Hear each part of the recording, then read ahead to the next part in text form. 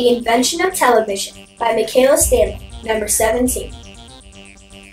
Television has changed the world drastically, some for the better and some for the worse.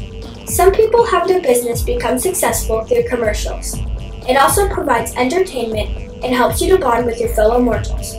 But some people watch television so often that their eyes turn square and their brains turn to mush. Well, that's not very accurate, but television does make you stressed, overweight, broke, lose time, and it lowers your attention span. But do you know the story of one of the most addicting things in America? Television was not invented by a single inventor. Instead, many people working together and individually, all over the world, and over many years contributed to the invention of television. In the early 1870s, two scientists named Smith and May invented and came up with the theories of selenium and light. As they continued their work, they were able to create images out of light and also send them electronically from one place to another over wires. A few years later, George Carey devised and sketched the first ever television, which was then referred to as a selenium camera. George thought of a way for people to view on a screen or through a lens, still life pictures, which would be created with electrons and lighting and transported from one area to another. To do so, the electricity would need to travel through a vacuum using a cathode ray that Eugene Goldstein made. In 1884, Paul Nitkow sent images over wire using rotating metal discs. Inside that television, the spinning discs allowed light to come out of the various holes within a tube, while a selenium sensor corrected and magnified the electrical pulses that were needed to project the picture. The word television was actually invented before the actual device. A Russian combined the Greek word for long way away with the Latin word to see. Jean Longuebert was an amateur scientist and inventor who sold shoe polish and razor blades. In 1925, after working for many years on many different unsuccessful inventions, he transmitted the first television in the attic of his workshop.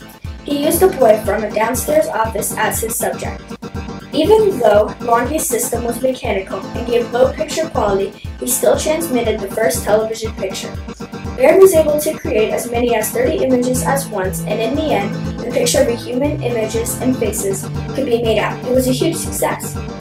Also, in 1927, he also created the phonovision, which would allow images to follow audio technology. Other people came along and they improved on the ideas, but it wasn't until September 7, 1927, that Philo Farnsworth invented and showed to the world the first actual working electronic television that had displays and sounds for all to enjoy. Philo Farnsworth was only 15 years old and living on a farm in Rigby, Idaho, when he originally daydreamed of inventing a device, which later came to be known as the television.